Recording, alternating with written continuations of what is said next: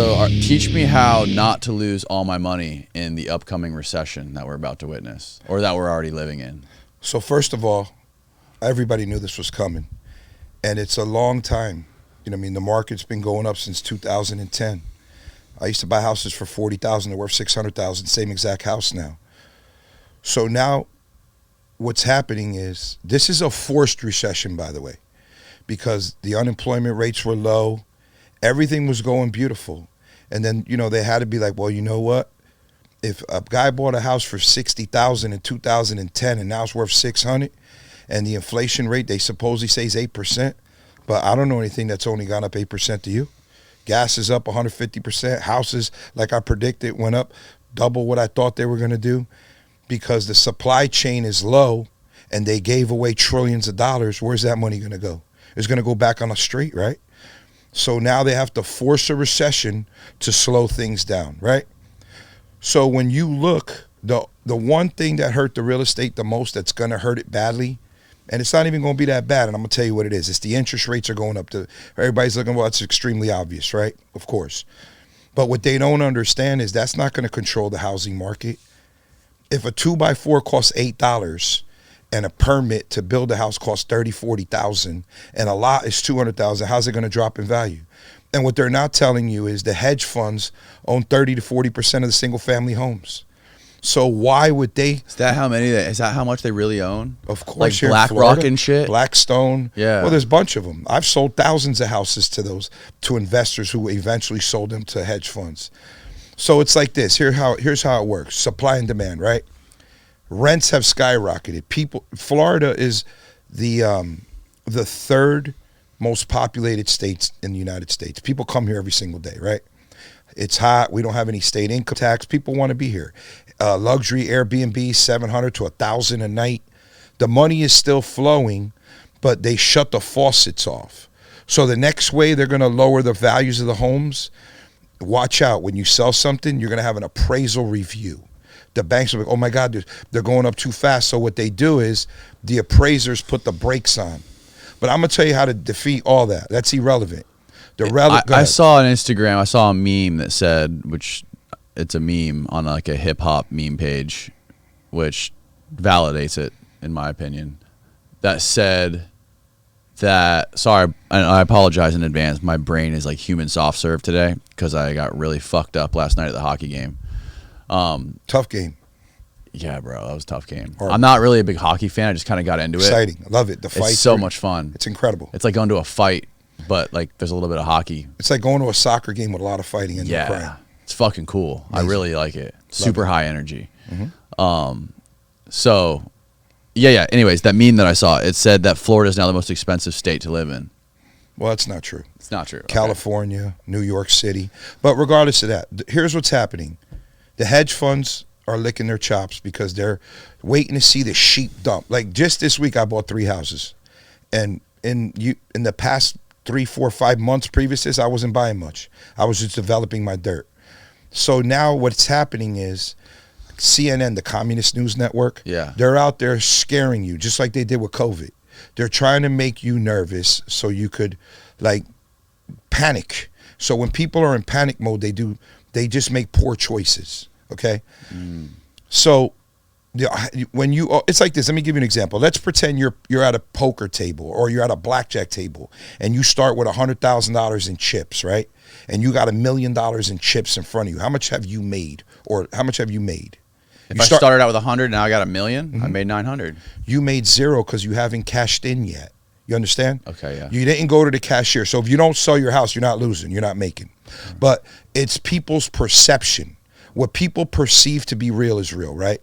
But the houses will drop due to the fact that most people who buy houses get conventional or FHA or VA loans, right?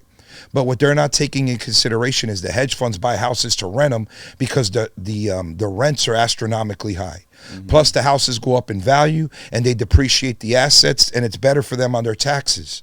So owning an asset is really a liability because you're depreciating it while it's going up in value. You realize your money when you sell it, but you never sell it because you're always borrowing against it. So it's just like a cash register that sits there accumulating wealth, right?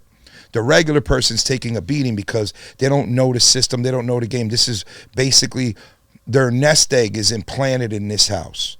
So the rates have gone up just this year about double. Right. Like January 1st, the interest rates were 3%. Now they're 6 and change. So these people who have gotten loans, anything over 5%, they're in jeopardy of foreclosure. But how you beat that is this. Wait. Sorry. Say that one more time. Okay. I'm sorry. I'm retarded today. No problem. So let's say you get a loan and your interest rate's over 5%, you're in jeopardy.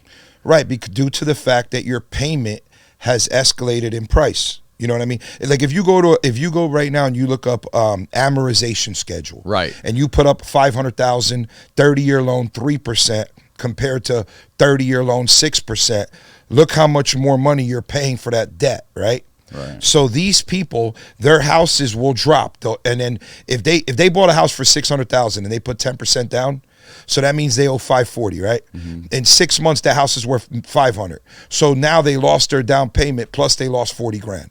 If they sell it, they lose. Then they got to pay realtor fees and closing costs. So they're already upside down. Right. So we have to try to figure out how can we get to these people to control their assets. You make money in real estate by controlling, like lease options. Purchased with let's pretend that you have a mortgage of $500,000 and I come to you. All right, look, you owe $500,000, your house is worth $480,000. Why don't you just deed the house in my name? I'll give you a couple $1,000s. So basically the mortgage is in your name. I'm the new owner. You understand how that works? Yeah. Because I'm buying it subject to your mortgage. Then I call your bank. Hey, guess what? Surprise. I bought this property. It owes this. It's worth less. Maybe me and you can make a deal where I can just buy this house from you. I could buy the note. So this is what's going to wind up happening. And you have to remember, from 2009 to 2012, short sales, foreclosure, this was an everyday thing. Okay? So people are just coming back, and this is what's going to happen again. We just got to try to figure out how we could control the assets so we can make money. Due to the fact that the rents are extremely high. So pretty sure a lot of investors out there, you know the term hard money. You get a hard money loan. You're familiar with, you buy a house for $200,000, you put 10, 15, 20% down, they'll charge you 2-3 points, 12%, 10% interest, whatever. So these are loans that are usually 1 or 2 year balloons. And these are taken by investors who are going to renovate the property and resell it. So a lot of these lenders now, they're going to be on the hook because a lot of these people are not going to want to finish the projects. So those people are going to be in jeopardy. The banks, whoever lent these people the money, private individual, whoever it is. So the way to make money on this is you go to the guy who has a hard money loan. Hey, real quick, what do you owe on this? It's public information. We'll just look it up. All right, I owe $150. Okay, it was worth $300 after repair. Now it's worth $200, $250, whatever the number may be. Right. So those people are in jeopardy of losing money. So what you do? So these people that got hard money loans. Mm-hmm. Okay.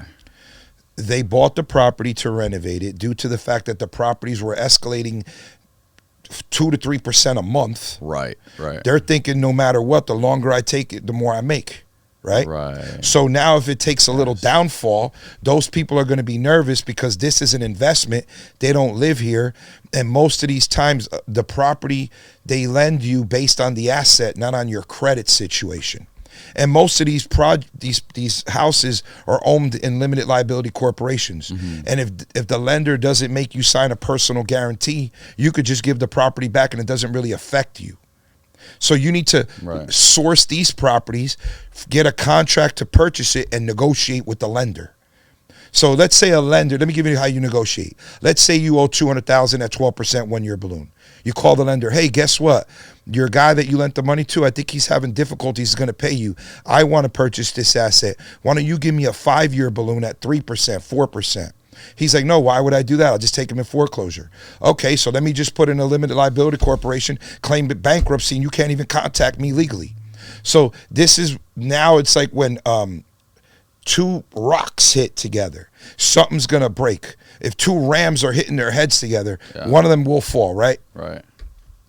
So the reasoning all this is happening is due to the interest rates. Because the higher the interest, the more the payment. The more the payment, the less people can afford. The less people can afford, the less the house is worth. So this is what's going to happen. But We're going to make millions of dollars during this next crash. So the price of houses and the housing market is going to go down, you think? I think it's going to be nowhere near as 2007, 8, 9, 10. Nowhere near. Nowhere near because that bad. Because I used to buy houses for $40,000 that the dirt today's worth $200. Right. So, and then you got to remember, back in those days, people were buying houses, just to cash out. They were never going to make the mortgage payments. Nowadays, the banking is very strict, and not only that, the hedge funds came in. So you have sophisticated money in the real estate game. Prior to 2007, look how many assets, single family assets, were owned by these institutions. Oh, very few. Yeah. Now there's multiple assets that are owned by these funds. So they're not going to dump all their assets because they're going to lose money. So they're going to look to buy more and jack up the rents. So if you own a house, and that house that you own, that you live in, that your family lives in, is the majority of your wealth and your net worth, and you want to make money during this time, what do you do? Yeah, here's what I would do. I would immediately try to get a line of credit.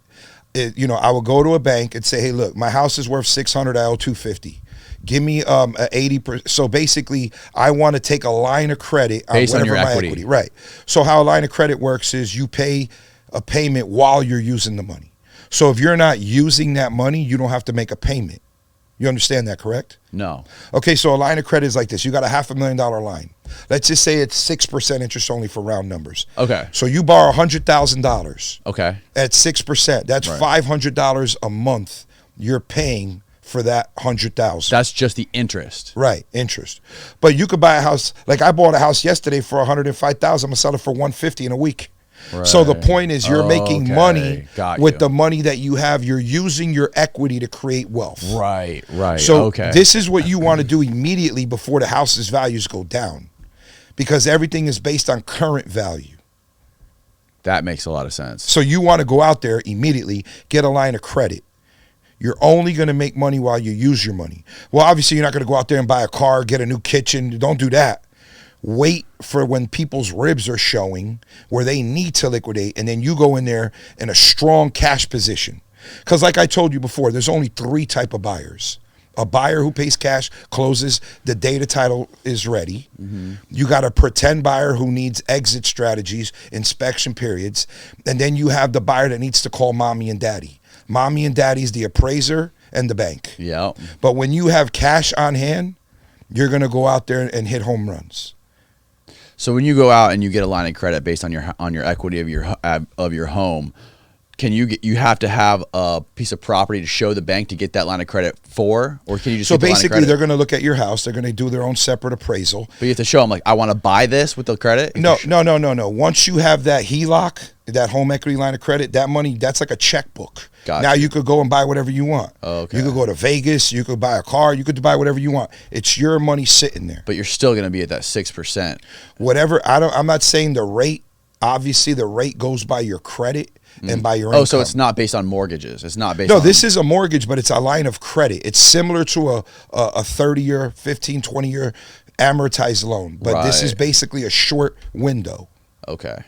The point is, you want to control assets. Lease options is another way to control assets right now.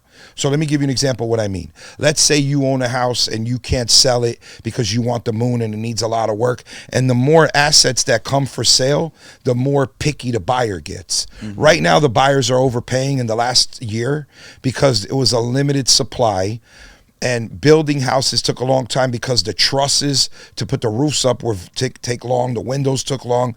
So there was more buyers than real estate. Same way right now, right? Yeah, it's there, but there's more assets coming on the market. And there's being a lot of price drops because people are nervous and they want to realize their capital.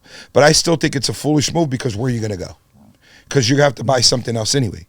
But to make a long story short, to make money during this market, you need to control other assets. If you could control 50 assets and make $20,000 a piece, you just made $1 million.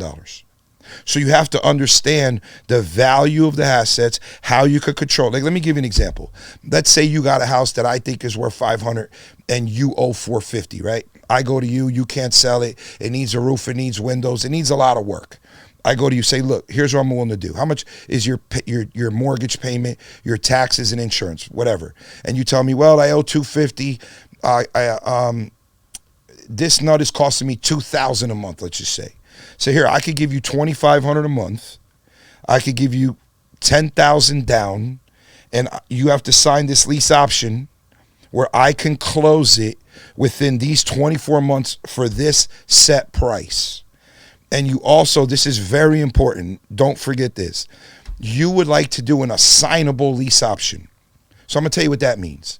The option to purchase it is in my company name, my personal name, or whatever. But I can assign it to another buyer so I don't have to close it. I could just sell my paper. You understand? Yeah, you talked about this last time. It's so fucking complicated to me. It's very simple. I'm an idiot. No, let's pretend. I'm going to make it real simple. You see this bottle of water? Yeah, but how do you find people that are going to do it? It seems like a shady deal. It's not. Listen, if you want to lease, listen. If you I'll lease option every property that I own to you. Right, but if you at the right terms. If you walked up to me and you fucking said that shit to me, I'd be like, no fucking way. I'm. But let me ask you: would you be willing to rent one of your properties that you wanted to rent? Hell yeah, I'd be willing to rent it. It's the same exact thing. I'm leasing it with the option to purchase it. All that means is I'm going to rent your house, but you're letting me one day buy it from you. That's all it is. I understand that. So why do you think that's bad?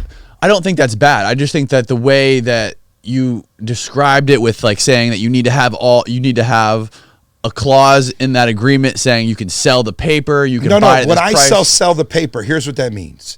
If I choose to put my mother in here, if I choose to put my father, my friend, a guy I just met at the club, he could take over my terms. Okay. He is now the new tenant. Okay. I got you. I understand. I see what you're saying. And they're still going to get paid. Well, how many people do you hear that do Airbnb? A lot. And how many of those people rent houses to re-rent them Airbnb? Have you heard of that? Say that again? Okay.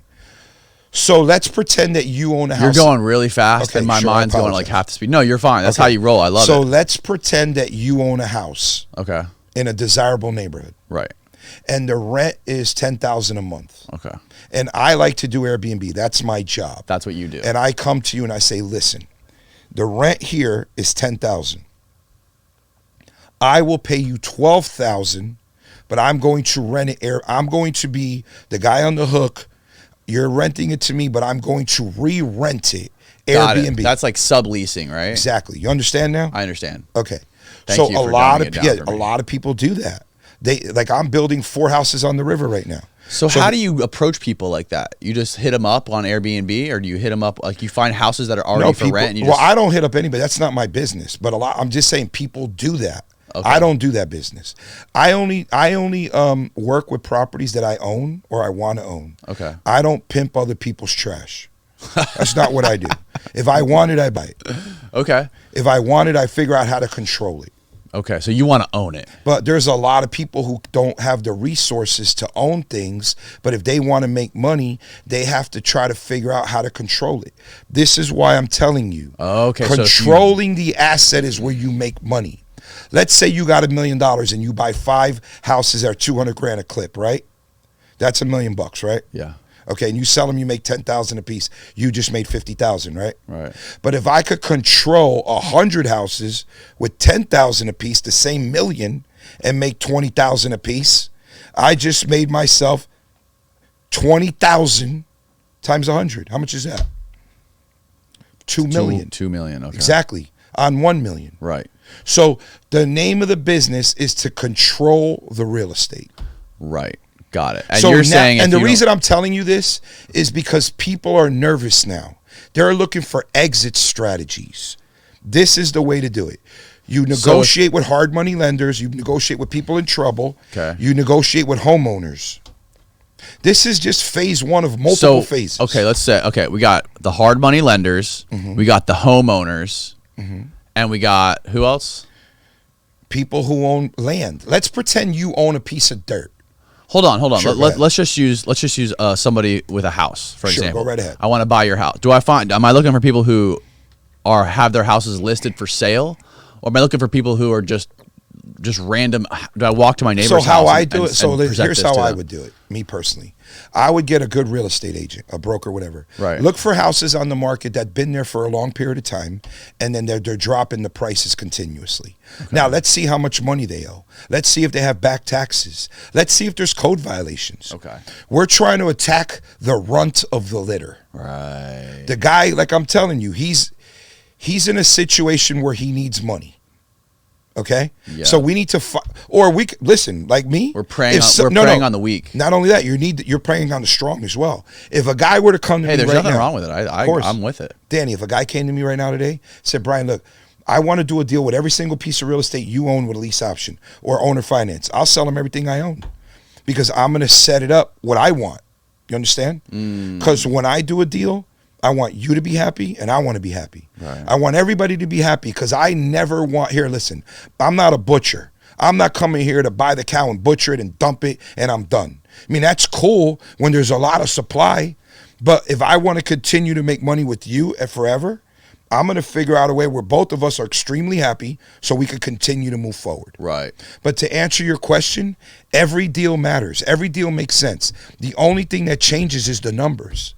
How can I make money, you make money, and the guy I'm selling it to make money, and everybody's happy at the same time? Okay, so walk me through. I found a house. So I found a house, a guy who's had a house listed for 6 months. He's been dropping his pants on the price for 6 months. He can't move it. It's been on the market for way too long. I got a hard money lender. I got a guy who's willing to give me cash to buy the house.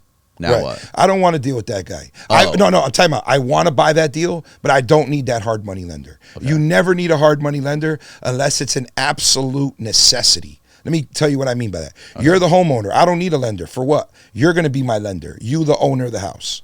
Got you. So even if you have a mortgage, I'm still going to figure out a way to get the deal done. Okay. So here's how I'd say, look, you own this house. You got to list it for $500. It's only worth $450, right? Right. Here's what I'm going to do for you. I'm going to buy this house off you. How much money do you owe? Let's pretend you owe $300. I say you're selling it for $450. By the time you pay your real estate commissions, your closing costs, about 10%. So $450, $45,000, $405. Let's just make it $4. You owe $3. You only have $100,000 here. That's all you have. Right. That's what you got. After it's sold. I say, here's what I'm going to do. I'll give you 20, and I owe you 80, and you're going to deed this property in my name. Okay? So your mortgage, tax, insurance is like $1,500 a month. If I can re-rent that for $3,000 a month, there's $1,500 equity. I'm going to give you that $1,500 till I pay it off. So now if I give you at zero interest now. Yeah. So if I got to take $1,500 a month, which is $18,000 a year. So basically in 5 years, I'm going to pay that debt. You get it? So I'm going to pay you that extra, I'm going to pay your payments plus $1,500. So in 5 years from now, I paid you off and I still got that debt. And that debt, the original mortgage has gone down because I'm paying your payment. You understand? So I'm controlling your asset. But meanwhile, while I'm buying that property, I'm trying to sell it to my tenant or some other investor where I can get more money. Got you. So now I control that asset, and I'm making double my money every month. Got it. So you're basically like you're renting to own the house, with the but option. Not only now, but not on this situation. On this situation, he deeded the property to me. Now I'm the current owner. Oh, the liability is in his pay name. Him, right? Of course, because now I own this property. I'm obviously going to make the payment because now I have something at risk. Right. But when I'm doing the lease option, I'm looking for equity. So then I'm in the property with the option to purchase at any given minute that we agree to. So now I'm looking for another guy who has very little credit and who has cash that has a hard time finding an asset to live in. So I said, look, I got this assignable lease option. I put $20,000 down. Give me 40. Always be upfront with everybody. The number one thing in life, there's 4 rules to life, right? Number 1, never waste your time because it's the only thing you can't buy, right? Number 2, hire a great accountant because you're going to get fucked if you don't. Number 3, you want to have fun. And number 4, live in your window. Live in your lane. If you're making 100 G's a year, you ain't buying no Rari or anything. You know what I'm saying? You got to live in your lane. But you have to understand the rules of life. So make sure that what you're doing benefits everyone. As long as you're benefiting everyone, everyone's happy, you walk down the street and you're giving everybody pounds and high fives, and what's good? Right. Everybody could benefit, but my point is, in this situation right now, you have to try to figure out how you can control the real estate. This is because, look, if you buy a house for $500,000 and you ain't got no money, and you're getting an FHA loan, and you're paying 6.2%, the interest is going to be killing you. Not to mention your taxes, your insurance, your refrigerator breaks, your roof is shot. You're going to lose this house. What do you say to people who still haven't fucking bought houses? Like wait a while. Kids who just like wait. Just wait, huh? Because they about a year. I just talked to a friend of mine who, I mean, he's still paying off his college loans, and he was thinking about buying a house 2 years ago, and now he's watching what's happening with interest rates, with the housing market going up, and he just feels like he was left behind. And I'm like, bro, well, yeah, he missed his boat. Tent City. But listen to this. There's multiple boats, though. Never, but like I'm telling you, what I'm telling you right now in this lease option, he could do that. But it depends. What's his financial position? How much is his rent? Is it cheaper to own than rent? You know what I mean? You have to use all that in consideration. But listen, when I talk real estate, I never think about the guy who's living in the house, because that doesn't make us any money. You understand? The average homeowner, it's cool because that's going to be the end user. But at the end of the day, that's not the guy I'm looking for. Does that make sense to you? I'm gonna make money on that guy one time, which is cool. Right. But in reality, that's not my job. Right. My job is not to buy a property, fix it, and retail it. That was my job years ago. That's a slow boat. You don't want to take no slow boats. The way to make money. You want to take the fucking jet skis. Yeah, you want to take the fast train. You know what I mean? You want to be on that fast boat to get the hell out of here. Get your bread and bounce. Right. And you know, if you could control good assets in neighborhoods that are going up, or if you're on the river, you're somewhere where you know it's gonna go pop, it's gonna blow up. Mm-hmm. Yeah, then you want to sit. But if you're just gonna retail it, yeah, dump it. Get a realtor. Don't do the work yourself. It's not worth it, because you got to deal with headaches. Time is so valuable that you don't have time to waste on a person that's gonna buy your house to live there, because those are the pickiest people on earth. Who do you want to sell your house to? You want to sell your house to another investor. Okay. You want to deal with somebody who knows what's going on. Somebody who'd be able to do deals with in the future. Yeah, dealing with a homeowner, person who's going to live there is like you ever go to a restaurant and somebody always wants the meal, bring it back, wants something for free? Yeah. Like this is the people that you're dealing with exactly. Homeowners. You know what I mean? Like, I don't want to deal with that client. No, fuck that. It's not worth it for you. Right. No, I understand what you're saying. It's better to wholesale it, get your money, and be out. Wholesale it. Get your money. Get your money. Out. And if you want to sit on the asset because you think the value is going to go up and you think the rents are going to go up and you like multifamily, by all means, get the property, see what you could do with it, and watch it and continue to climb.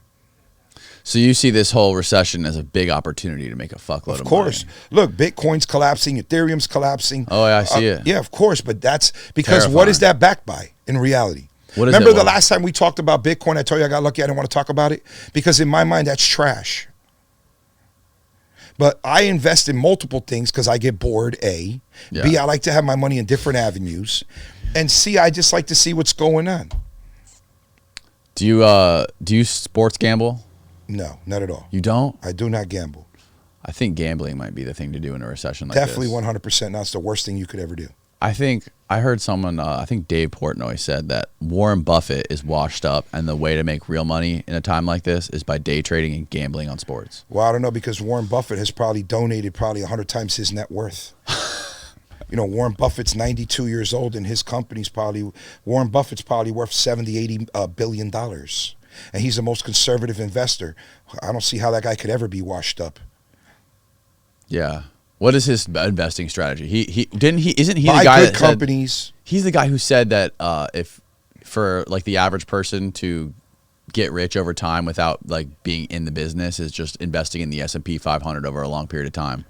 Well, one thing that he did, I remember when he invested in the cigarette company. So this is the greatest company. It cost a penny to make. You sell it for multiple dollars, and the clients, they stick with you forever.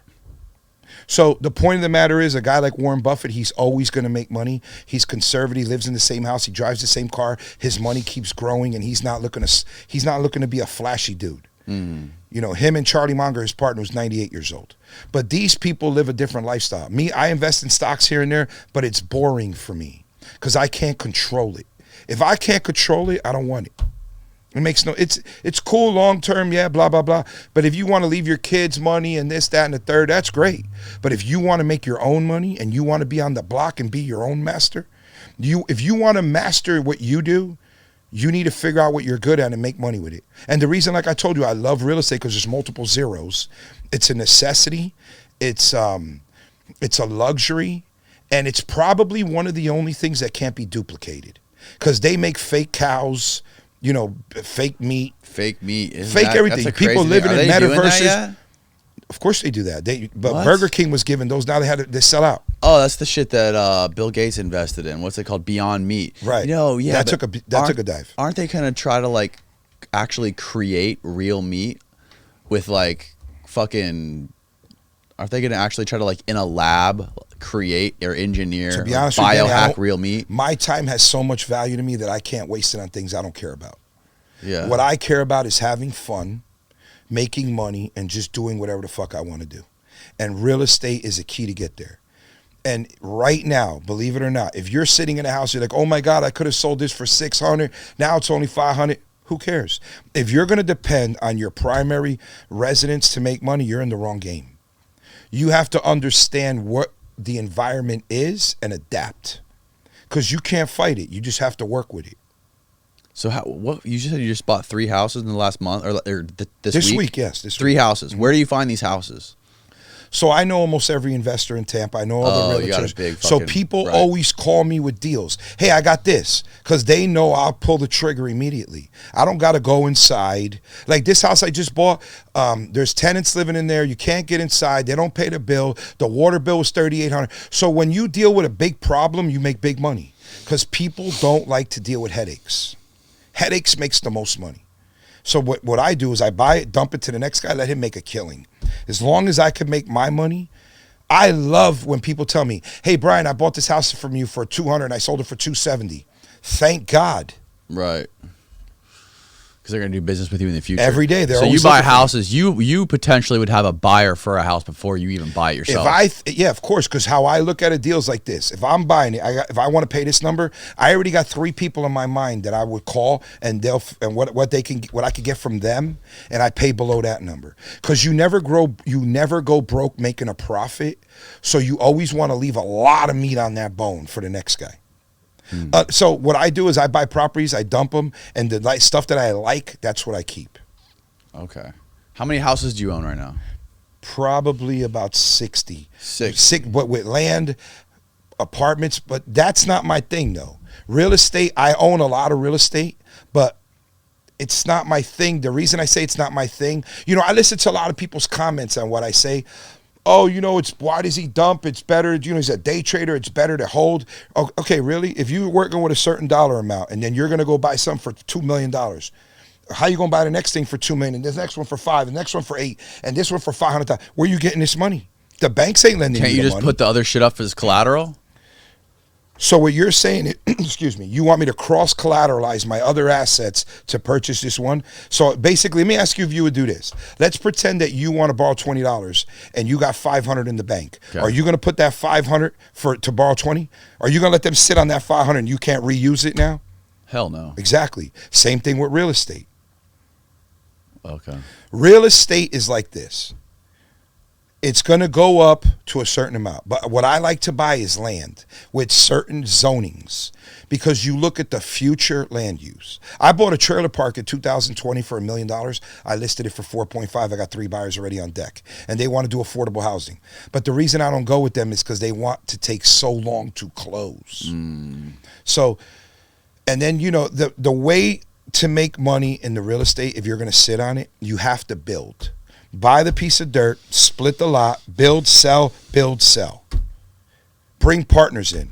Always use other people's money if you could. Talk to a guy who used to buy a house, fucking add like square footage, 3 more bedrooms, and no square footage, just add walls, make more bedrooms. Yeah, because he's probably renting Section 8.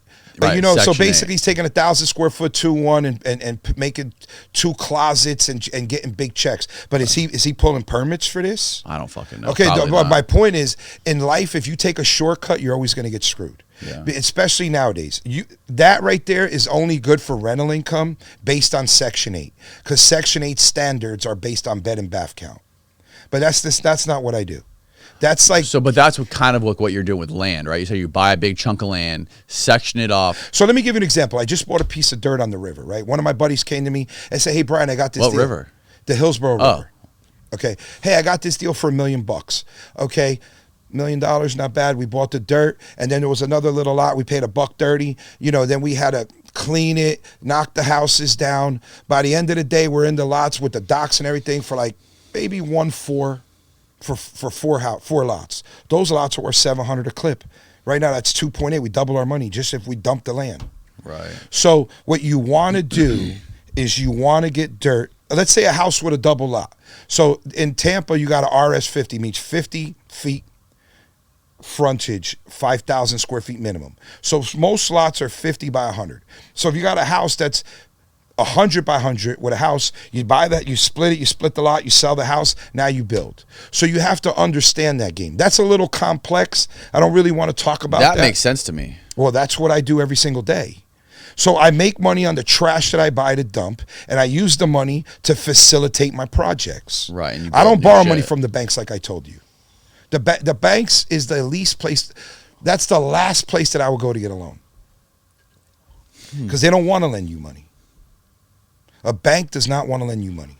The only way they'll lend you money is if you work at a fast food joint and this is your primary residence and you can't afford it, because the government backs them up. The government wants regular people to own houses. I don't blame them. Mm-hmm. You mean you want people to grow equity? I mean it's the because most people, most of their assets or most of their wealth is in their house. Right. So that's the American dream. But what's happening is what's happening now, I think that American dream might be done. And I'm going to tell you why. Because apartment buildings are being built everywhere. Look, in California, they're making it illegal to build single family homes. Are they really? Yeah, they're saying it's like a racist thing. It's for like a rich people thing. Because you got 44 million people in a state that they pay you $2,000 a month to be a bum. You're living in San Francisco on a $20 million house. Your guy next door sleeping in a tent. Yeah. So the point is, the American dream is changing because people are very flashy. They rather drive a Ferrari and live in an apartment than live in a house and drive it to you. I know a couple guys like that. Well, of course, I know hundreds of people like that. The point what I'm getting at is real estate, the smart money, the educated money is jumping in real estate. What about in cars? Can you make money in like? Of course, there's money in cars because you got chip shortages. So I got guys buying Escalades, F-350s, sitting on waiting lists. But I'm not going to sit on a waiting list for 9 months to buy a car to sell it and make 20 grand when I could use that time and buy 10 houses and make 200 grand. You got guys that are like buying they're buying brand new cars. Yeah, G-Wagons, F-350s. And they're flipping them as soon as they get them. As soon as they buy them, they dump them. Same thing with the watches. Everything is shortage. But you have to understand, the second that supply chain comes back, people are going to be liquidating their asset. Can you imagine going to the car dealer? Hey, you're 60,000 on you're in the basement, 60 grand in this. What do you mean by that? Well, you owe 100, it's worth 40. So you're going to see a lot of foreclosures and you're going to see a lot of repos on cars probably within the next 2-3 years. Because people are paying over sticker for cars. Right. Yeah. I own car lots. I don't even buy cars. I don't care. I own a car lot. I bought it. Now I'm going to build 10 apartments on it. What about all your other like your assets, like your trading cards? Well, I told you the baseball cards where the money's at. People started laughing at me. Who was laughing at you? Some of the people who don't really know what they're talking about. You talking about the commenters? Yeah, but here's the funny thing. Like the commenters. Lou Gehrig, 34 Gaudy. Babe Ruth, 33 Gaudy. Ty Cobb, T205, T206. Walter Johnson, Rogers Hornsby. Those cards have tripled. Roberto Clemente, rookie. Willie Mays. Those cards. Are you selling any? No, I only sell the junk. Jordan rookies, junk. That's, to me, that's trash. LeBron, Durant, that's trash. Because that is, so let's pretend LeBron James has, he something happens where he gets in trouble, he goes to prison. I'm not saying that would ever happen, but let's just say it happens. Okay. Let's say Mike Trout breaks his leg, never plays again. Right. There's so many of these assets around. They have a value, but in reality, what's the true value? The true value is what it's worth in longevity. Mickey Mantle ain't doing that. He's in a grave. He ain't going nowhere. Right. Wilt Chamberlain is dead. Bill Russell's not dead, but he's a king of basketball. He got 11 rings. These cards are going up in value by the day. Bro, Wilt Chamberlain. Did you hear the story about Wilt Chamberlain spitting in the guy's face? No, but I heard he had like 5,000 women. Bro, yeah, I heard that too. That's why they called him Wilt the Stilt, right? I heard this story. I forget who was telling it, but one of the guys that played with him was telling a story on it. It was on a YouTube video I watched, and they were getting in an elevator before a game, and some civilian just walked in the elevator. Some random guy staying at the hotel looks up at Wilt, and he goes, "Damn, how's the weather up there?" And Wilt just fucking spits in his face. It's raining. Yeah. Yeah. Well, I met Wilt Chamberlain at a card show. He was a cool dude when I met him. He was. Yeah, most of these athletes are cool. It's just that people expect them to be something that they're not. And they don't want to be bothered by common folk. Listen, you want me to go to you on Publix or you're eating with your girl? Like, nobody wants to be bothered. Yeah, but could you imagine LeBron James spitting in somebody's face? Bro, he would be fucking I don't think in LeBron jail. James communicates with regular people. No, he definitely doesn't. He's probably one of the most loved and hated athletes in the history of the earth. He really is. A lot of people fucking hate him. Yeah, they're just haters. But look, back to the real estate game. Because this is not making us money. If you want to invest in sports cards, talk about. But Danny, listen, if you want to invest in sports cards, pre-1959, baseball. You want to buy Hall of Fame players. You don't want to buy the new junk. Like, you know, I love Michael Jordan. I own a lot of his cards. They're depressed because there's a lot of them. But at the same time, when you buy vintage, that's where the money's at. It's just like art. It's always going to go up. Right, yeah. You know, when you got Picasso, you know, stuff like that always goes up. You know what I'm saying? Van Gogh, stuff like that. You ever bought any shit like that? Any like super high dollar art? You know, I invested here and there. It's just not my thing. If I don't like it, I don't want it. If I don't, there's this website called Masterworks, where it's like basically like a stock system for buying art. Like you can buy shares in like super expensive fine art, like Picasso. Of course. So basically, what they do is they buy an asset for $1 million. They make 1,000 shares and they sell it for a certain dollar amount, and they own a certain percent, and then they manipulate it by buying people. So the property just keeps going up. Same thing. They do that with baseball cards. Oh, do they? Of course, they do that with all assets. They use a crowdfunding platform to purchase this asset, and it's like this. Let's pretend seems like a very interesting way to do it. Of course. Let's say you want to own a Mickey Mantle 52 tops and a PSA 5. It's worth $300,000, let's say. And you don't have $300,000, but you could get 10 guys to put 30. You could get 100 guys to put 3. And you control, like an HOA, like in real estate. You control it. You're the one manipulating the process. What do you think about dudes? I don't know if have you ever heard of that dude called Grant Cardone? Of course, he's a master at. He seems like a fucking hustler to me. He seems like a crook. Well, he's the kind of guy that'll buy a property and then borrow money for the down payment. But if it's working for him, hey, by all means, run and do it. He also he buys these fucking big buildings, apartment buildings or hotels or whatever it is, with his internet audience. He gets them to all invest in it. Of course. So he's making an assignment. He does what we talked about just now with the fucking breaking. So let's say this is a hotel and it's worth $5 million. You get a contract to buy it for $5 million, and then you sell shares at $6 million. You just made $1 million. You didn't do anything. But see, look, that's not my hustle, and that's definitely not what I'm looking to do. I never want a headache. It's just a weird thing. What I want to do is give people free information so they can get rich. Yeah. Listen, let me just say, remember last time I put my phone number on the block?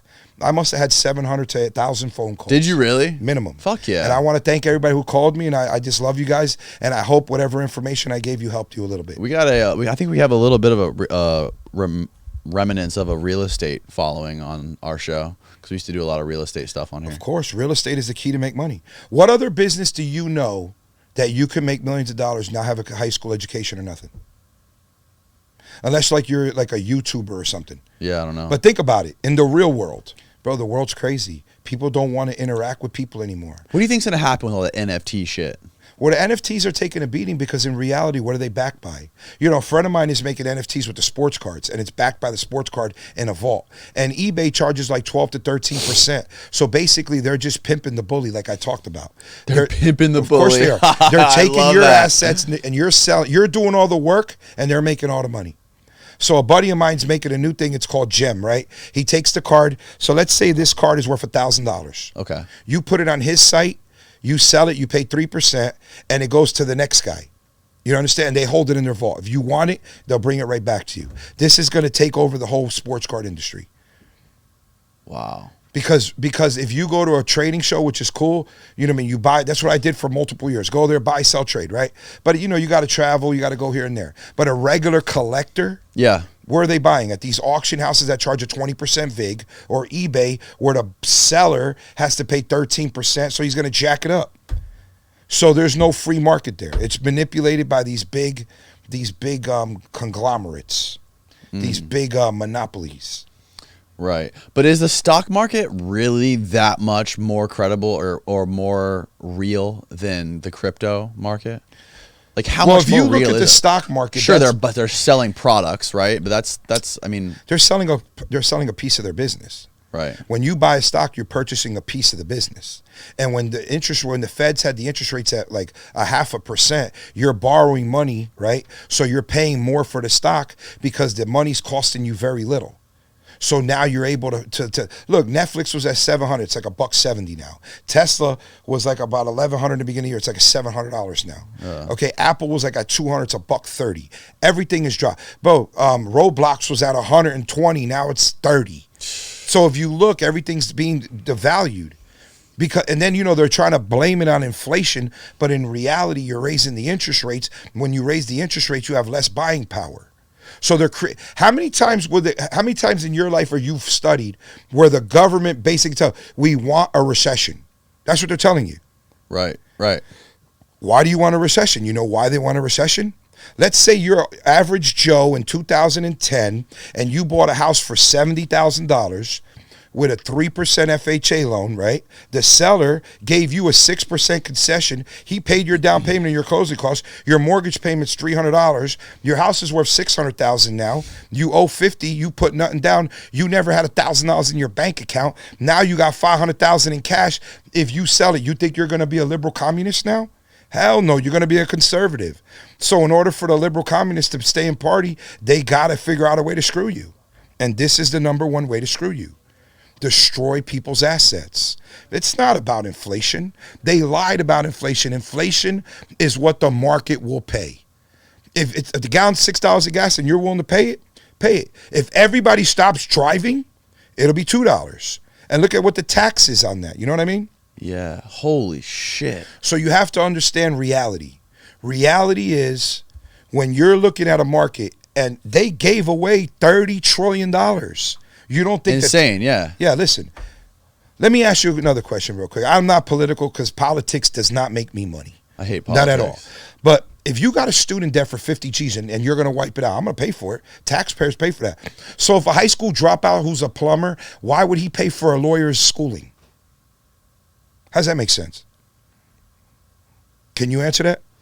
A high school dropout, he pays taxes just like everybody. He lives in America. But my point is, let's pretend you're a high pay. School dropout and you worked as a plumber. Now you own the plumbing company. You never took a loan. You never borrowed money from nobody, right? Right. But this guy went to college to be a lawyer. He just don't pay his debts. So now this guy, the taxpayer, has to be, if they wipe out student loans, that doesn't get wiped out. That becomes a new tax, right? Of course. Mm-hmm. When was the last time you seen something was free? Yeah, it's a weird thing. But regardless of that, the whole point is, if you want to make money in real estate, you have to figure out how to control the asset. This whole session that we just did is about controlling the asset. You have to understand a way to figure out how to control the asset. Own real estate. Own real estate, lease real estate, do like sublease real estate. Whatever you can do that you could control the sale or the buy, that's what puts you in power. Real estate is power. Find a way to get to get some fat on the bone. Get any some way meat on the you bone. put this, or you put this on the internet, any way you want. If you want right now, believe me, if you're in the middle, if you're in the market to buy a house you're going to live in, try to wait a month or two, see what happens. A month or two from now. A month or what two about from people who say? Here's a question. What about people who say the market's topped out right now? I got all this fucking equity. This crazy housing boom has made me a millionaire in the past 2 years. Now I have all this fucking equity. I want to sell it and rent for a couple months and see what happens to the market, and then fucking buy a house on the water for a discount. Try to time that makes sense. Try to game the system and time the system to where the market. hopefully the market crashes, and then I can take all my equity I got in my house in the peak and buy something for a discount when it crashes. Well, let me just tell you this: if you're a married person, if you make $500,000, you don't have to pay taxes on that money. But if you make $1 million on your home, you have to pay taxes on that extra $500,000. If you take a line of credit on that house, you don't have to pay any taxes. Oh, only $500,000. If it's $500,000 or less. If you're married. If it's single, it's $250,000. So what I have to live there for 2 years too, right? Listen, I'm definitely 100% not an accountant. I don't have time or the brain power for that. You know, I just give my paperwork to my Candace, my cousin who runs my business, and we deal with the accountants. And at the end of the day, surprise, this is what your silent partner made. But the point of the game is this. Me personally, if I could sell my asset and wait and figure out that maybe the market will bottom and I could buy something else, I would definitely do it. But at the same time, you have to understand the value of the dollar depreciates daily. So $1 million today is not $1 million 20 years ago. Right. You understand my point? Oh, totally. So you have to figure out what works best for you. Like me, I'm not moving for any money.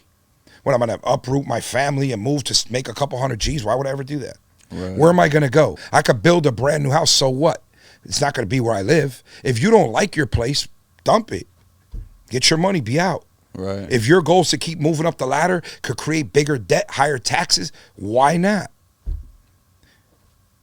Some people try to do that. Some people try to climb the ladder by gaming the system, like with the market going up and down. Like I know a guy who does this with boats. Like a friend of mine bought his boat. He bought this fucking 42-foot yellowfin boat with like 4 Mercuries on it.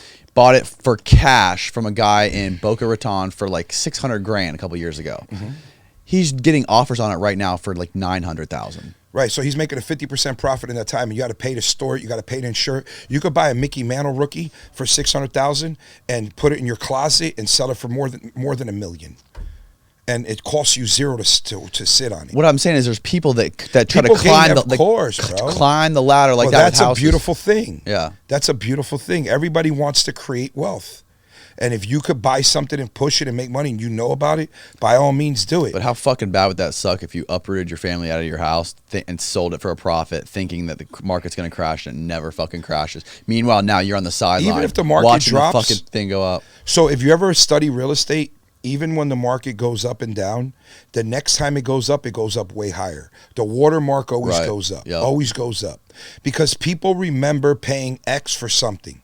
So it's like this. If I bought a shirt for $50, right? My mind is it's worth $50. If it's for sale for $20, $30, okay.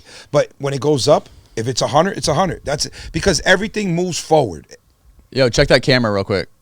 In the real estate game, the only reason I wanted to come here today was to tell you, for all the people out there who have real estate, who want to buy real estate, if your property value is dropping, and listen, I own a lot of real estate. You don't think I'm going to lose a lot of money? But I'm going to make new money. The new money I'm going to make is going to be way more than the money I'm going to lose.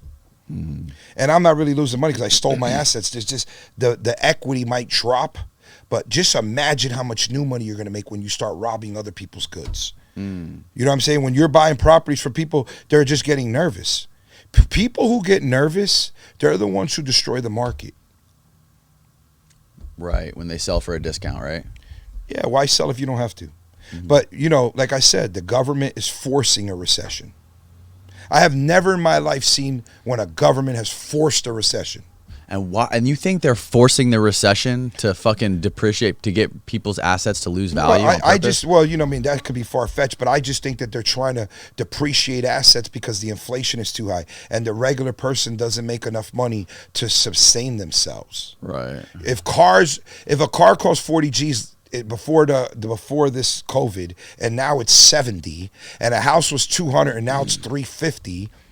And a gallon of gasoline was 2 and now it's 5. Yeah. You know what I mean? There's only certain amount of money people can spend. But you have to understand this. Let me put it to you like this. Let's pretend that we were making a soup and there's 8 people at the party. The soup is going to be beautiful, right? But if you keep more people coming, and we ain't got no more steak, we ain't got no more vegetable, we throwing water in there to stretch the soup, right? Yeah. Now that soup tastes like dog shit. Yeah. Same thing with printing money. COVID, $1,400 for this guy. This guy gets $100,000 from this loan, that loan. Mm-hmm. Bro, those loans ain't gonna get paid. Right. Who's gonna pay them loans? Taxpayers. So now they want to slow it down. it's definitely interesting. You know, the prospect of what you're doing. I've never heard anybody else talk about that shit that you talk about, as far as like getting getting your fucking elbow deep into this shit. As far as bro, you listen, do. if you want to dive in, you got to dive head first. Otherwise, you ain't gonna make it. If you put your toe in the water, you don't want to be there. In the real estate game, like any game, the real estate, reason it's not something you can dabble in. Is what I'm getting at. Like you're fucking hands on. But Danny, listen to me. Everybody needs to live somewhere. An apartment building, a garage, a house, a mansion, a yacht. Dwelling is a necessity, right? So somebody will own it. The hedge funds are licking their chop. Oh my God, I can't wait for this to drop. Please God, let this drop. So you know why? So they could come in and swoop it up. And then the rents go up higher. Haven't you noticed the rents have gone up? Oh yeah, I've seen that. No, I've totally seen that. And I've noticed, even in my neighborhood, a big fucking investment company in like Arizona just bought the house across the street from me. They're buying the whole communities. It's fucking crazy. Get a little piece of the pie, control an asset. Let me give you my phone number Scoot again. in a little bit. I'm going to give my phone number again. Okay, give it's it. It's 813-857-4104. Call me on anything. I don't want a penny. Appreciate that. The audience needs you. The world needs you, man. And I appreciate you coming and dropping your knowledge today. Bro, always 100%. Real quick, let me just add just one more thing. Yeah. The Lightning are down 3-1. We're going to win our third cup. Stop. We're going to take 3 in a row. Stop. Why? Why do you think that? Because they know how to win. When your back's against the wall and you've been there multiple times, there's something in you that knows what you're doing. Did this Colorado team just come out of nowhere or what? Like they got a lot of speed, they have a lot of weapons, a lot of but the Lightning, they got 5 Hall of Famers on that team. That goalie's pretty good, huh? They got their coach, Cooper, they got Vasilevsky, they got Kucherov, they got Hedman, and they got their captain. Bro, they're going to win. They're going to win. I want to ask you something. I know you said you're not a big sports bettor. Okay. But I want you to give me the line for the next hockey game. I'm going to tell. For the series or the game? No, just the next game, not the series. You just said they're winning this. They're winning the series, right? So I think the line on the next game is Colorado minus 160. Colorado minus 160. Mm-hmm. That's what I think. What is that? What do you mean 160?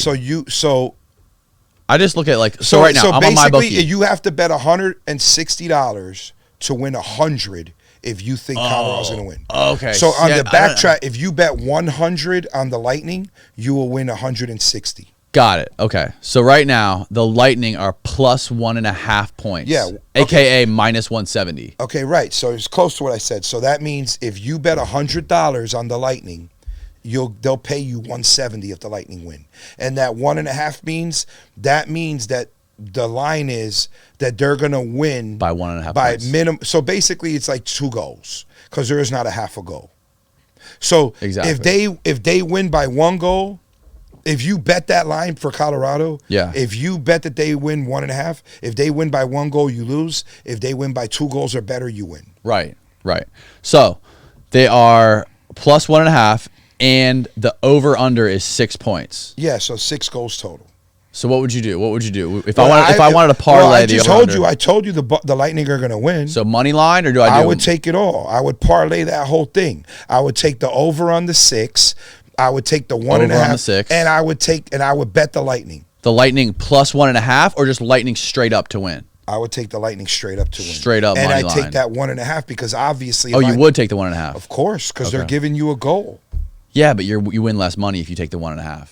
Bet both on a parlay, a teaser, whatever. Listen, I used to gamble a little bit in Vegas, I'm betting it. But you know what? When I used to gamble, I could never win. I'm gonna tell you why. Because if I'm up 10 grand, 20 grand, it's not changing my life. So eventually, I'm gonna lose it.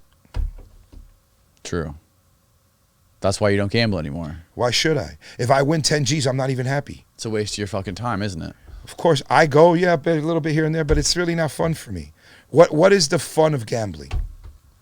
It's win? It's a rush. Because if I'm a fan, I'm going to pay. If you tell me right now, Bryon, give me 10 G's and the Lightning win, I'll give it to you in a second. I don't want no money. I want my team to win. I'm a sports fan. I'm not looking to make money on sports. I make money with sports cards. How long have you been following hockey? Are you been following hockey? Nah, not really. Maybe you know a lot years. about a lot of sports. Maybe 20 years. But I've been following. Not very long, 20 years. But I've been following baseball. I'm going to be 52 on July 5th. I've been watching baseball every day since I was 5. Happy birthday. Thank you. And I've been watching college football and boxing. I love old boxing and old baseball. Baseball's not the same. It's very boring now. Why did it get more boring? Because they have a shift and pitchers only go 3 to 4 innings. It's just a complete different game. Really? The baseball, they destroyed it. What the fuck is wrong? Why is every single year there's this crazy lockout in baseball to where they've only had players one lockout union since '94, but not lockout, but when the players union can't come to a deal with the owners. well, what's happening is this: when you play baseball, let's say you're on a rookie contract, you only make the minimum salary for like 3 years, Which is a couple $100,000 or something. like 600 maybe, Right. 600, 700,000, and then you have 3 years of arbitration, where you make a certain dollar amount the team offers you, and then the player's agent offers them, and if they don't agree, they got to go to court with a mediator, and then the team tells you how bad you are, and then the agent tells you how good you are, and then it bothers the player, gets in his head, and then you got 3 years. So basically, the owners have like 6 years of control before you become a free agent. But the Rays have proved that spending money is really not how to win. They've never won a championship, but they had the best record in the league in the American League last year.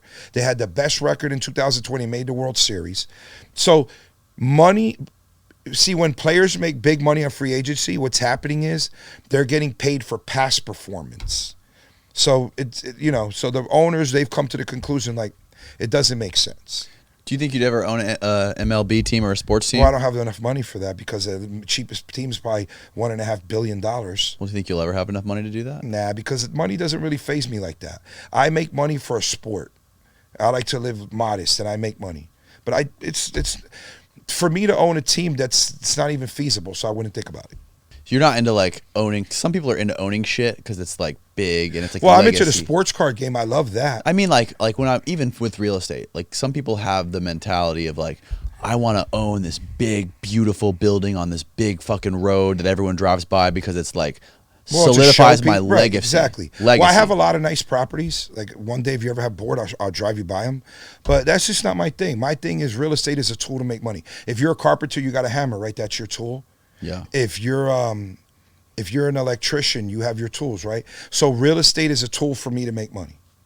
And, I'm into real estate. I'm on the phone all day and night. But after I go home, I just don't really think about it till the next morning. Do you have any properties that you keep and hold that you just collect rents on? I used to own many. I still have some. I still have rental properties. But I have property managers deal with it. The only reason I don't sell them is because you have to depreciate them. It has more to do with taxes than it does with the real estate. And it's an asset you could always leverage. Because you have to leverage to buy new assets. I mean, you can't keep buying and selling without money. So if you have assets, you can leverage them, lines of credit, stuff like that.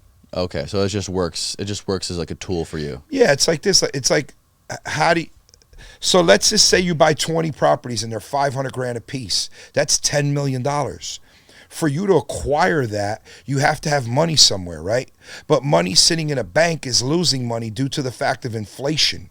So you have to have your money working every day. Because if your money's not working every day, you're losing. Nothing stays still. Nothing. Right. It either goes up or down. It's a yo-yo, right? Mm. So you have to have your assets leveraged to make money. Mm. Yeah, that makes total sense. Okay, so one more time. You said you think a month or two something's going to happen in the housing market. You think it's going to have a correction? It's going to go up, down a little bit, a little bit. You think? Yeah, I think the assets are definitely going to drop minimum 7 to 10%. 7 to 10%. Mm-hmm. And the reason is they were way inflated to begin with. Okay. So remember, most people purchase based on mortgage payment. If the interest rates go up, their mortgage payment goes up. Right. But in another way, the supply and demand. New construction will not drop because it costs so much money to make it. You have to have insurance. You got to pay your employees. You have to buy your materials that are inflated. You got to pay for the dirt. And plus, you got to make a profit. Mm-hmm. So the new construction is going to stay firm. Okay. The prices of new construction. Yeah, of course. Otherwise, why do it? Right. Look, I own a lot of dirt. I got a property I could build 112 units right now. I don't want to do it. Right. Because it doesn't make mathematical sense. It's better for me to hold that dirt and sell it to someone else. And I much rather hold paper. Like, I'll give them a mortgage and just collect an interest payment. Right. Because I make money doing it, nothing.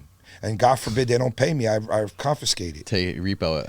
Exactly. Foreclose. Exactly.